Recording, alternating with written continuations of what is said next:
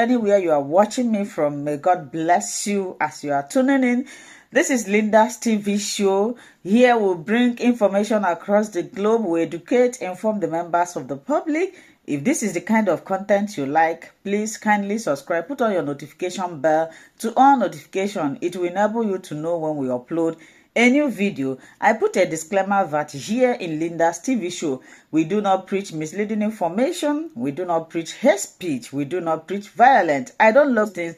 I will never promote them here. We do not instigate war or violence. And I want to seize this opportunity to appreciate you two for creating and allowing us to use their platform to disseminate information to the members of the public. To isolate and exclude the Igbo from everything that Nigeria is doing. And you think you can build, you say, oh, Igbo, move on. Let us just move Nigeria forward, move on. Can somebody tell the Benue people now to move on from the killings they are seeing without addressing it and stopping it? Has the genocide against the Igbo stopped? Because they now, in consequence of that war, impose a constitution that has 58 items on the exclusive list that put the Igbo as a minority that cannot even raise their issue. They are all over the country, just believing in their country and building up that country. Who else is building that Nigeria with you? Apart from the Igbo that will build in Kano, build in Lagos, build in Abuja, build in Calabar, build in Port Harcourt. Who else is building that Nigeria outside their village, outside their immediate homeland? For joining me tonight on the Eastern Eye. Thank you very much and welcome viewers. So I guess the first question will be, with all the talk, with everything that's been mentioned, Nigeria's unity is fragile, but a lot of people say that that unity is non-negotiable. How do you balance these two? Well, the same way you have wisdom and foolishness side by side every time. The federation we claim to be is a union of peoples, and it's an agreement to be in one union, in one political union, that brought us to being that Nigeria that we have now, aggregation of sovereignties that could have been, all on their own in independence. But having agreed to be a federation and a secular union, we came together, and the terms of coming together were clearly spelled out, such that if anyone abandons any of this, like abandoning the foundation upon which a contract stands. And so those who go around talking about non-negotiable, like Ibrahim Babangida used to say, that it wasn't our union in the first instance. It was the British that amalgamated, just by their own, just their business venture. They had to, lump us together to be able to take what they needed from here, implanting the Fulani to govern, to be in charge of everything around everywhere. So it has not been our union from the inception, and now what is supposed to make it our union is the constitution we negotiate. There were negotiations prior to 1960 independence that happened in Lancaster House in 1959. So those things were clearly spelled out. If it then happened that midway into the 60s, precisely in January of 1966, things began to happen. And those arrangements, got tossed aside. So we're no longer a federation, and we're no longer a secular union by the actions of a section of the country that embraced Sharia. You could see the map behind me very clearly. You see that there is a section of the country that embraced Sharia that is mutually exclusive with democracy and constitutionalism. And so they more or less made the union impossible. And if anybody, if in the midst of all the shout, all the demands for us to go and discuss, of course they went to Aburi in 1967, January. They came back and one side abandoned what was agreed. The one that said he had malaria, General Gowon, and then resorted to violence and began to kill people for things that we now know didn't happen. You saw Babangida owning up to it, that there was no Igbo coup anywhere. And, you know, even the one of Ojukwu causing the war, it was the liar called Yakubu Gowon that chose to, you know, shift goalposts. They agreed, they had an agreement that was in writing, they signed, they read, General Ankara read over everything to them one more time, asking them, do you want anything changed? Then he comes back, and then he begins to talk with diplomats and civil servants who then told him to, you know, pull back from what was agreed. Now he comes in 2025, in June of 2025, to almost at 91. Gowon will be 91 in October of 2025. Why would Gowon choose to dedicate all his life to lying, you know, and defending the lies that are known to everybody to be lies? In fact, I have with me here, in case anybody is still in the foolishness of thinking that the records are not there. This is the record. This is an 800-page. This is an 800-page diary book from the first day in 1960. That is from the first day of the commotion, the election of 1964. December, you know, that broke down the law and order that brought the soldiers in 1966. Eventually, every day from when things went bad from after the election to the time the war came, to the time the war ended, all the way to January 28th in 1970. That is, November 28, 1970. Every single day. It is on account of this period. This is the lost chapter of Nigeria's history. And this is not the account of anybody that came from Nigerian side or Biafran side. This is the account of day by day of the eyewitnesses. Every single thing that happened in every part, whether it's inside Nigeria or at the UN or at the African OAU of the time, all the letters that transpired, all the bombs that exploded in the marketplaces, everything that the discussion that happened in every nook and cranny. So there's no part of this volume. It had to take an application to the U.S. official historian on Biafra.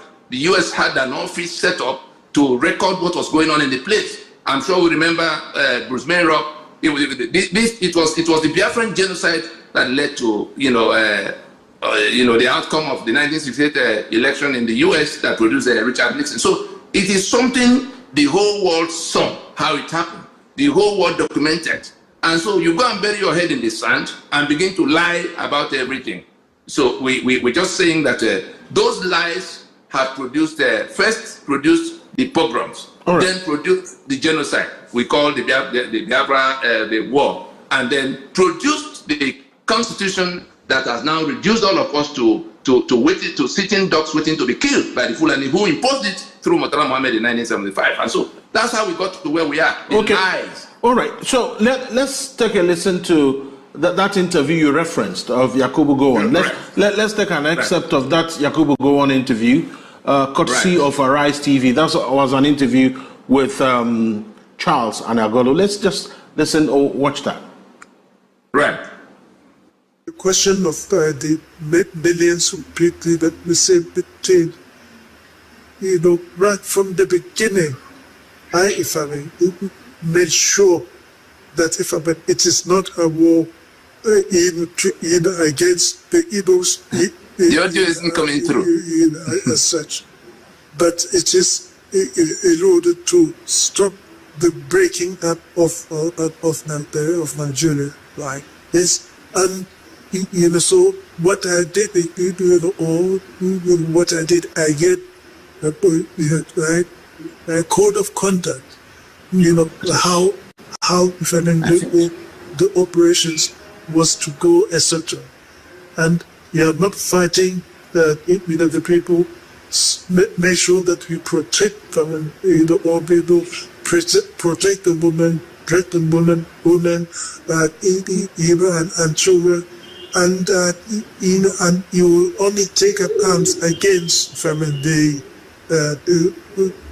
those who take up arms against you. And honestly, and with the instruction that anything that was done against the population that is not correct would be dealt with and it is that was and it is not millions of people. Now, we tried even to send leaflets of people to be sure that honestly it is not fight against them, but we had to stop the government the union, but and even they should not for me to talk that, of course, when you know the names that I was called at that time. There you have it. That's just an excerpt of that interview. Mr. Nnadi, it does appear that when you listen to retired General Gowon, he struggled to say quite a few things. We struggled to hear some of the things he's saying, but he's saying that he had the duty to keep the nation as one, that it wasn't a war to kill the Igbos. Typically that's what he was saying there. So, exactly what's your take on it? He may have intended whatever, and there's always in the revisionist school, you can reconstruct the story as you want it to sound in the day of reckoning. But the close of discussion was that more than 3.5 million Igbos got killed because he was going to keep Nigeria one by force. Meanwhile, there was a meeting that could have settled what the problem was. Nigeria could have remained one. Even, remember, when Ojukwu passed on, Gowon's reaction to the news of Ojukwu's death was that Ojukwu believed in Nigeria more than all of them put together. That was what Gowon said when Ojukwu died in 2011.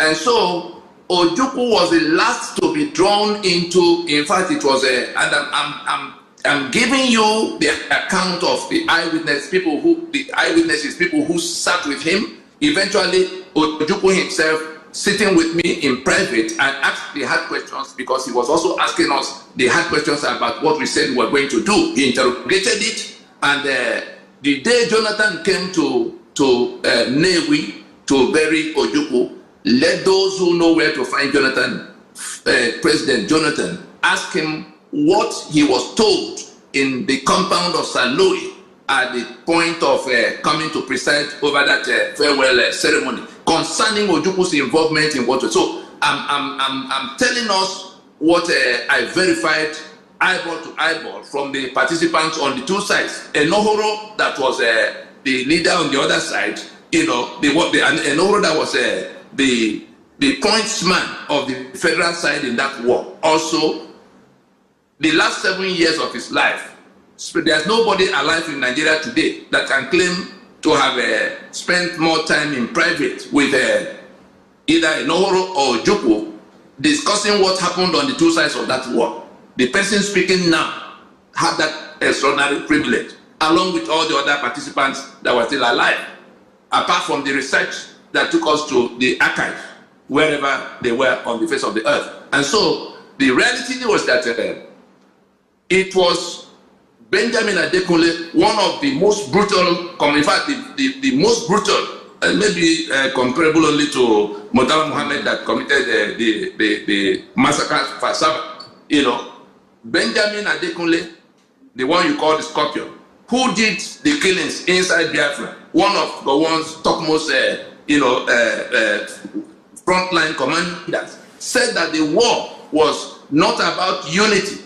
In his memoirs, and he had been saying it from even the battlefield, where foreigners were asking him, why are you killing these people in this magnitude? The soldiers have retreated. What is it? Who are you going to govern when you win this war? And Adekunle says it is not about any unity with anybody, that it was all about oil. That was Adekunle's response to why are you killing Igbo in this number? Then the children who were, the ones who were starved to death, 2 million of them. Look around Nigeria today and see what is going on. The blood that is flowing all over Nigeria as we speak is in retribution. It is the blood of the innocent that Nigeria killed in order to keep itself one. It is that instruction of Gowon that has not succeeded in keeping Nigeria one by force. Is it not by discussion? Can two work together if they do not agree? So it is a matter of let us go and agree on what we need to do. That is still the challenge today. There's no other thing that can save Nigeria from going down, because that Nigeria that is now constructed on the foundation of falsehood. You saw the constitution and the basics claiming that we submitted our sovereignty to people we never discussed with. We, the peoples of Federal Republic of Nigeria, that is, we, the owners of the sovereignty, having solemnly and firmly resolved to live in unity forever as one indivisible and indissoluble nation. Falsehood. Do hereby make and give unto ourselves the following constitution. Falsehood. And so the entire Nigeria, the entire constitution is anchored on that falsehood. Because when you go to decree number 24 of Absalom Abaka of 1999, you will see the story of how it came about the constitution. There was no meeting between the owners of Nigeria at all. The same madness that what's his name? What's the one in the Senate now? The same madness of going around. They have advertised another amendment to a constitution we have not made. Gospel Akpabio and his co-travelers. They said they're going to go out on the 4th and 5th of July to take zonal hearing. Gospel Akpabio, which constitution do you want to amend? All of those, they are going to take money from the treasury now. They may be 5, 10 billion, 20 billion, whatever. They will share it among themselves to say they are amending constitution. Which constitution are you amending? When we say we have not made any constitution. And those who do not understand that complaint, that it is a lie that we the people solemnly resolve to live in unity forever and therefore make the constitution for ourselves. Those who do not understand the gravity of that complaint, by the owners of the lands that are aggregated into the Union of Nigeria against their will, if Joe is crying, you took their oil and gas. The Benue is bleeding, Plateau is bleeding, you are killing them off to take their land because you are now in monopoly control of guns, because you wrote it into the constitution that no one of the indigenous nationalities can organize their own security. I'm just telling you that the 36 states we have today are products of that brigandage of Gowon and his confederates. The 7 and 7 local government areas, they smuggled into that constitution, not discussed with anybody. The 68 items of exclusive list that makes it impossible for, in fact, all factors of production are confiscated by this constitution. And so when characters like Peter Obi come out, talking about taking people from consumption to production, we asked him, and all of those who are planning to go to election in 2027, under this constitution, 7 cycles of election, people are dying all over the place. A bunch of madmen gather in Abuja, swearing to defend and uphold the enslavement of others. And the more we try to call them to it, we went out of our way, got the owners of Nigeria together to decide how they were going to live together as one union. And we presented that outcome of 20 years of work that involved all the nationalities.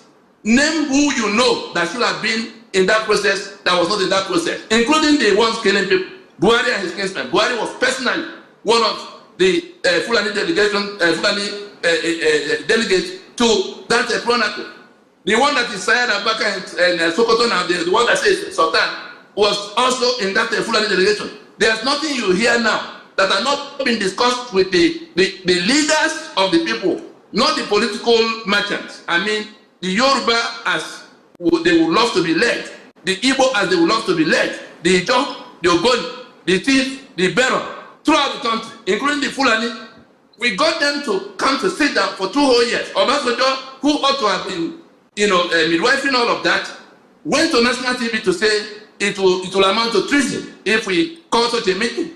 I'm just informing you that at the end of the day, what Gowon triggered became the basis for killing the Igbo, from the July of 1966.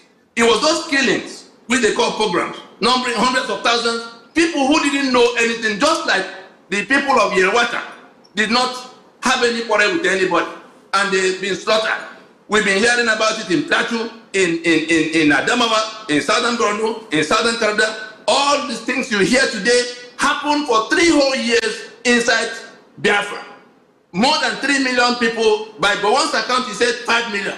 I'm sure you listened to Paul Unongo the other time, who talked about how they participated in keeping Nigeria one, that they had to kill 3 million Igbos. A chief man that was a participant saying that was what they had to do. You had Tortif the other day, sorry for what's going on now, but he said that of all the services they render to Nigeria to keep it one, is this how they will be rewarded? You know what? Now that if we don't dress back, yes, and press up to confront the truth, yes, now Nigeria that will lead to death, and that Nigeria that is defined by this constitution. Yes, now that you've mentioned, those are struggling to keep it one. Yes, that there are some of us who do whatever it will take to collapse that construction.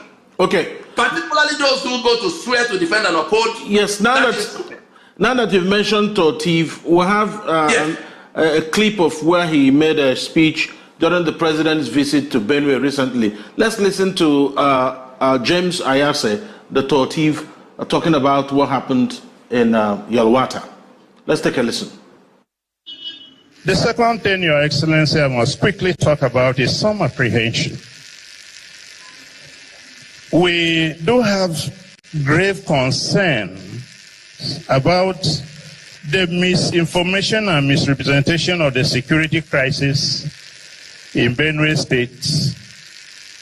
Your Excellency, it is not herder farmers clashes, it's not communal clashes, it's not repressor attacks or skirmishes.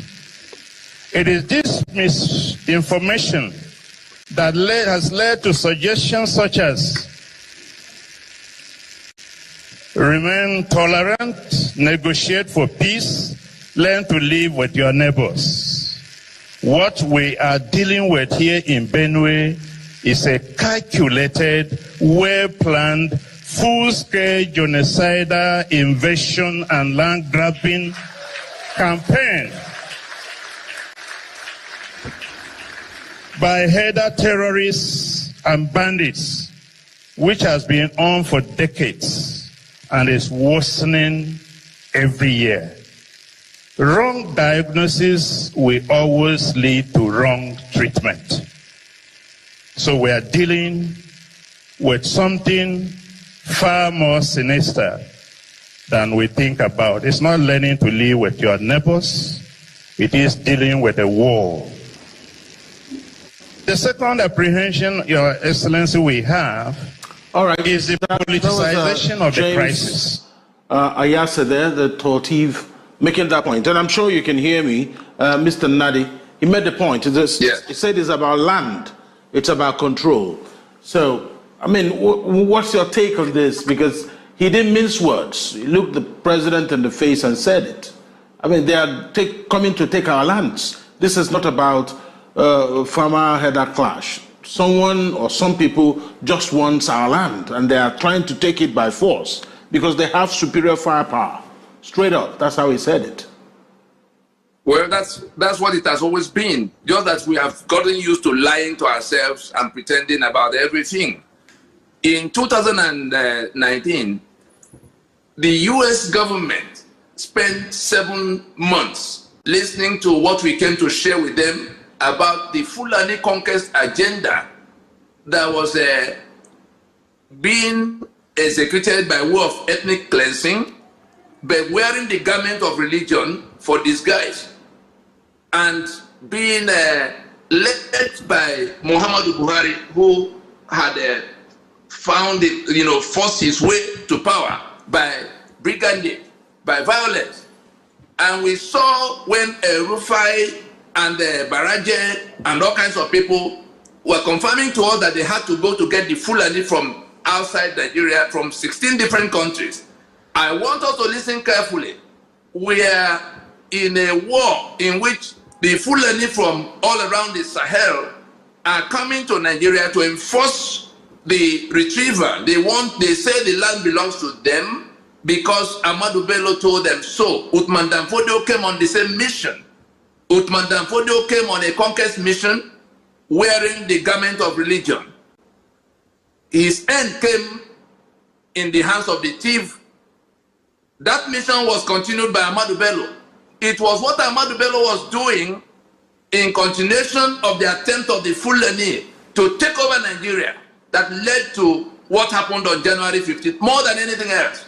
Awolowo won the election. Ahmadu Bello, working with the British that didn't want Awolowo, ganged up and put Awolowo in prison. And going from there, the Yoruba resisted it in the Western region. They deployed, a military force to quell that Yoruba resistance, having suspended the constitution of Western region since the 29th of May in 1962. Then you come back to the Tiv area, the same thing. Joseph Tucker and all of his compatriots in that flank who wanted to be separated from the northern region of Ahmadu Bello, were putting up their own resistance. What did Ahmadu Bello do? He sent soldiers to go to wipe them off. And then Major Onwa Twebo, because the officers at the time were mostly Igbo, just by sheer, numbers that were, commissioned by the British into the officers' ranks. In Ibadan, it was Imam Obosi Igbo and his mates leading. In Tivland, it was Onwa Twebo and his mates leading. They began to talk among themselves. Where is this Ahmadu Bello going with this type of, onslaught against everybody? Then they began to disobey some of the orders.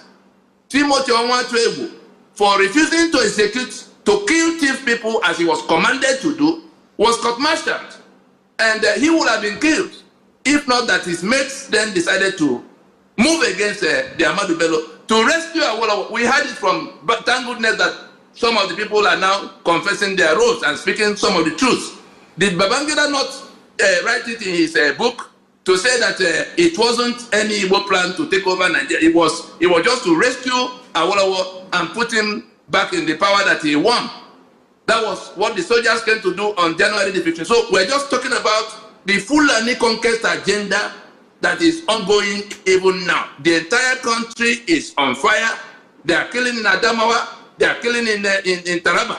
They are killing in Benue. They are killing in Borno. They are killing everywhere. Go to Enugu now. There's apprehension. Let those who are sitting around in Enugu and clapping for a CCTV camera find out what is going on in Hamufu. Find out what's going on in Enugu Ezike. Find out what's going on close to Nsukka. Let it be known to all of those sitting in Igbo land and talking about the election that will happen under this constitution in 2027. That Enugu may be the next stop. For those things they are hearing, they think somebody was talking, he said, it's less than 20 minutes from where you are sitting in that Enugu state. That thing you are seeing in Benue, that thing you saw in Yewata can begin to happen, across, and when it gets into Enugu, it will be in Abia the next moment, it will be in Port Harcourt in a matter of days or weeks. That's how close we are to disaster. And how did we come about it? Yakubu Gowon and his confederates process. That process became genocide. That genocide ended in 1970, and the next thing they would do, the people didn't want to. There's a map, the map of Dot in Seku that you showed before. If you could pull it up again, so that we can tell those, including Yakubu Gowon, because I'm very sure he's listening to this, session live. I sent it to people who get in to view it live. The Igbo, on which day were the 12 states created? What happened in that war was that the Igbo was isolated by an alliance of the rest of Nigeria to be killed and cut off from any kind of help. There was air, land, and sea blockade. It was enforced, during which the process, more than 2 million Biafran children died of starvation that was targeted at them, quite apart from the soldiers and other people that died from all kinds of other reasons. And so the southeast that you know today, eastern region was broken into three by Gowon the very day that the decision was taken to pull back from the Nigeria that was killing them, the government of Eastern region, having consulted widely with the peoples of the Eastern region, decided that since Nigeria doesn't want them and is killing them actively, let them draw the line to save those who have not been killed yet. The day that decision was taken in Enugu, Gowon turned up the next morning to announce the fracturing of Eastern region into southeastern states, that is the present Cross River and Akwa Ibom, to block Eastern region from Cameroon international borders. And then the River State to block Eastern region from the Atlantic waterfront. If you raise that map a little so that people can see more, what we have now, the 6 geopolitical zones that people are saying, let us move to 6 geopolitical zone and let it become a basis of, you cannot build on this foundation of wickedness and not harvest blood and death and poverty and everything that has happened to Nigeria. Look at this map again. There are 6 geopolitical zones. According to them, the only one is that dot in circle, the only one that doesn't have international border or access to the sea. Look at the other 5.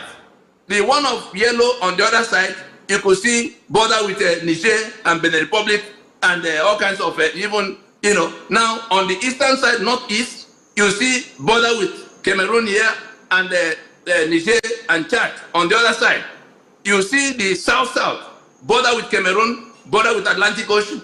You see the southwest, border with Benin Republic, border with Atlantic Ocean. How did we come to this geopolitical zone arrangement that has everything wrong just to continue that same decision to isolate and exclude the Igbo from everything that Nigeria is doing? And you think you can build, you say, oh, Igbo, move on. Let us just move Nigeria forward, move on. Can somebody tell the Benue people now to move on from the killings they are seeing without addressing it and stopping it? Has the genocide against the Igbo stopped? Because they now, in consequence of that war, impose a constitution that has 68 items on the exclusive list that put the Igbo as a minority that cannot even raise their issue. They are all over the country, just believing in their country and building up that country. Who else is building that Nigeria with you? Apart from the Igbo that will build in Kano, build in Lagos, build in Abuja, build in Calabar, build in Port Harcourt. Who else is building that Nigeria outside their village, outside their immediate, homeland?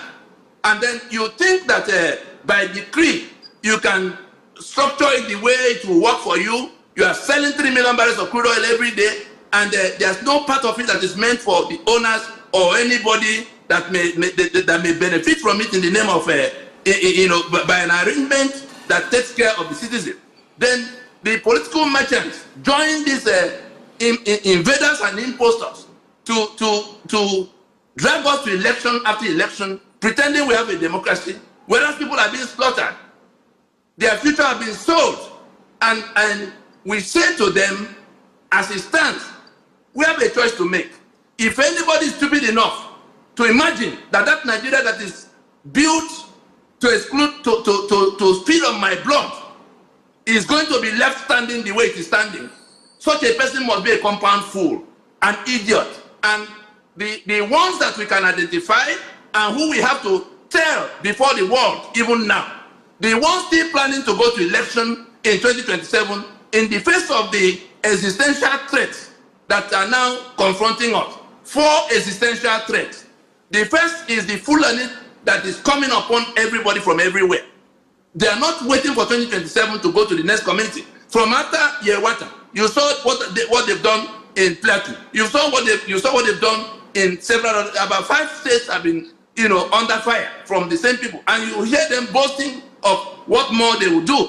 The other day, I saw somebody send me a video of the one that was threatening the very dark man that went to the location to now expose what the media in Nigeria will not touch. The media in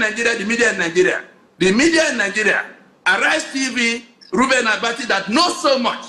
We are dancing around this matter and pretending we have a Nigeria that is growing because Bola Tinubu is sitting in Abuja and appointing all his kinsmen to be in charge of everything. The constitution that sets the house upside down is still in place. The Yoruba may be rejoicing now that their kinsman is president. I'm sorry for them, because eventually that day will come when he will not be president. Then they will turn around and begin to cry. There were other people before them who thought just by being there. The problem we have can only be solved if we go to the truth. And what is that truth? We have not agreed to be in this union in the manner it has turned into a unitary state.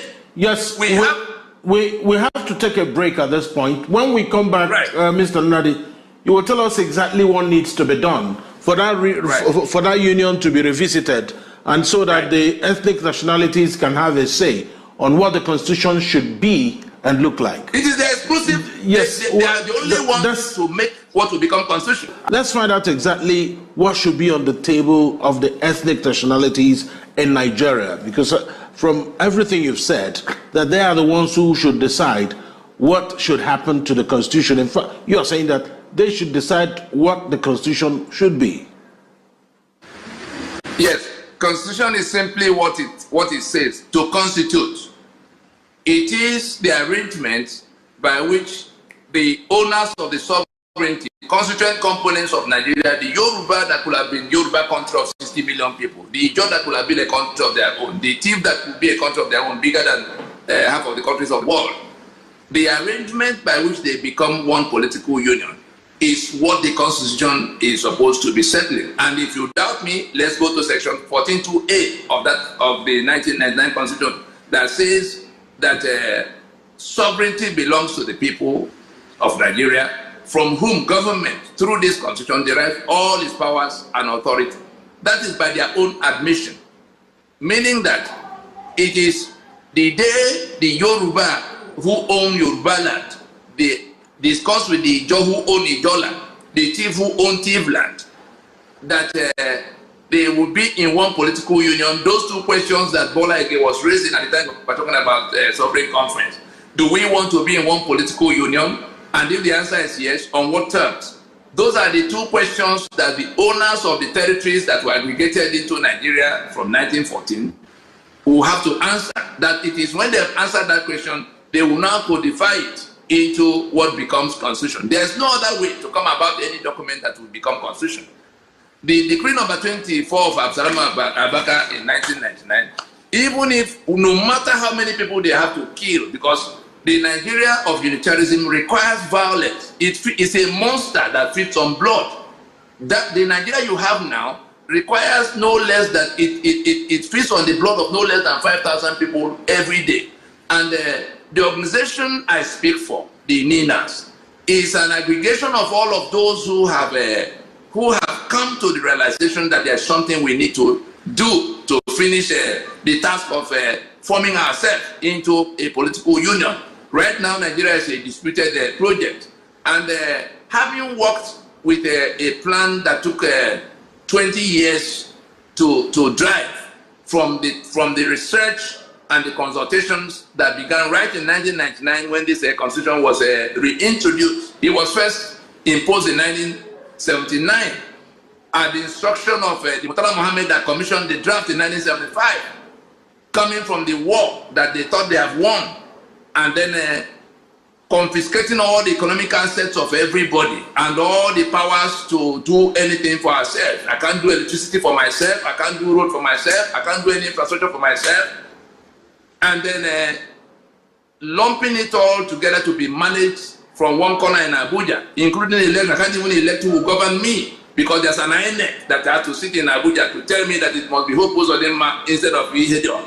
That can sit in Abuja and tell me that the man who did not win anywhere has emerged as president. And then there's a Supreme Court that will agree with him. So the owners of the sovereignty that have now been, aggregated into what you call Nigeria, the entire territories you see on this map, are the ones who have the exclusive right to decide whether they want to be in union, and if yes, on what terms. Those terms will then include the formations. Do they want to be 4 regions or 3 regions or 12 states or 90 states? It is their decision to make. Therefore, Ijaw and Ogoni and Anang and Efik could be discussing at their own level. Yoruba could discuss with whoever just the owners of the lands alone. And so it is when they've done that, they'll have their charters. They'll go to the second stage of federating. It is in that second stage that they begin to discuss what they are going to give up and what they are going to keep. It is their sovereignty. It is therefore them to decide the items that will be, more or less seconded or ceded to a central government that is their own, dictation. The federal government is their union office. That's all it is. And then it is after they've done all of that, they will now codify what they've done. For the dumbheads that are parading themselves as senators and house members in Abuja, I don't know who taught them the kind of law in which the National Assembly is now the one making constitution, and the ones that say, oh, let's go back to 1963. It is a process in which you identify the owners of the sovereignty, you allow them to discuss among themselves and agree on those two things to be in union and the terms of the union. Everything you have to write into the constitution. That we're going to be 30 states or 10 states, that we're going to have a 10 items or 20 on exclusive list, every single thing, that there will be presidential system, that there will be a National Assembly of 2 chambers or 1. Every single thing written into the constitution can only be agreed upon by the owners of the sovereignty, not the government that emerges after they finish their discussion. The government that emerges is like you have formed your company and you now hire a management. That hiring process is called election. But when you hear the 3 legs definition of democracy as government of the people, by the people, for the people, it means that there's a foundation. Government of the people means that the people dictate the ground norm, the constitution. That's why they spell out everything and give all the powers and all the, demarcate everything that will go in where they will go. Then by the people means only by their vote do they mandate those who come and operate that constitution that they've made. For the people means that those who wield power will do so to the benefit of the people. If you did not write what the constitution contains, your vote will not be required at the election. We have seen it repeatedly 7 times since 1999. And therefore, those in government house will only be doing what they are doing right now, sharing trillions of naira every month, whereas the people who own the money are dying in poverty. And so, Nina's placed a plan on the table since the 16th of December in 2020, having done all the work of getting everybody to agree to the kind of thing they want to see. Only now for it to be, the only thing remaining now is for us to stop the stupid journey of going to election mandated by this constitution, to sit down and sort out what they agree on can become constitution that will keep the union and define the terms of the union. If we don't take advantage of that, of that proposition, the 5-point proposition contained in the Nina's constitutional force majeure, which had been taken everywhere it needs to be taken to, including the international circuit, to say, let us accept we have not made any constitution. We have not agreed that our problems are flowing from this unitary constitution. Let us accept that the solution to our problem is to do away with this unitary constitution. Let us accept that we cannot postpone it further. We have been waiting in this same bus stop since January of 1967. We've been waiting to solve that one problem, and Nigeria has been falling deeper and deeper into damnation. Therefore, Nina said, let us suspend further national elections mandated by this constitution that dispense death, that dispense poverty, that dispense failure and backwardness. Nigeria is dragging the black man into the pit. It is because of this constitution that Nigeria is failing the whole world. It's because of this constitution that Nigeria is where it is, and therefore the black man is where he is.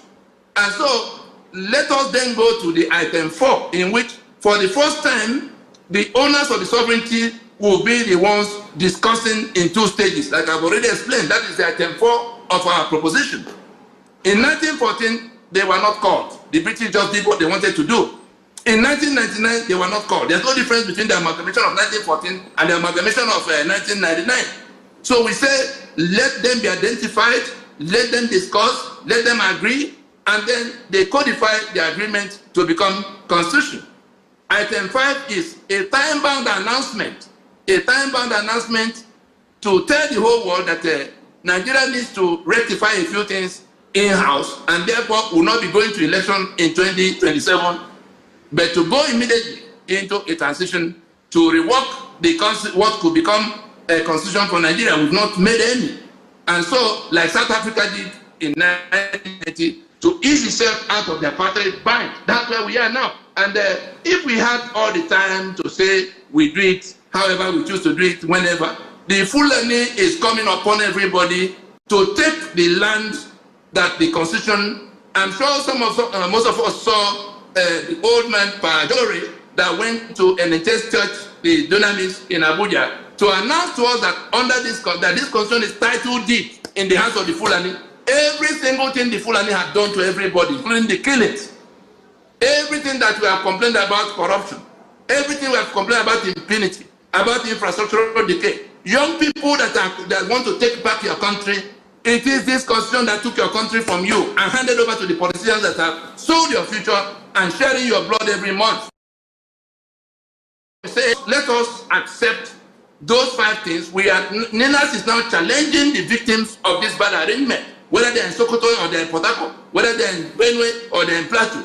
Ninas is challenging the peoples of Nigeria to dress back from going to further elections under this constitution, to insist on an immediate transition, for them to go and discuss, because the processes have been spelled out. It won't take more than 6 months, 1 year to do. But if we insist on going to election, the outcome will be that those who have cornered all the powers of state, who are now a one-party state, are going to declare themselves, and then they'll carry on with what they are doing.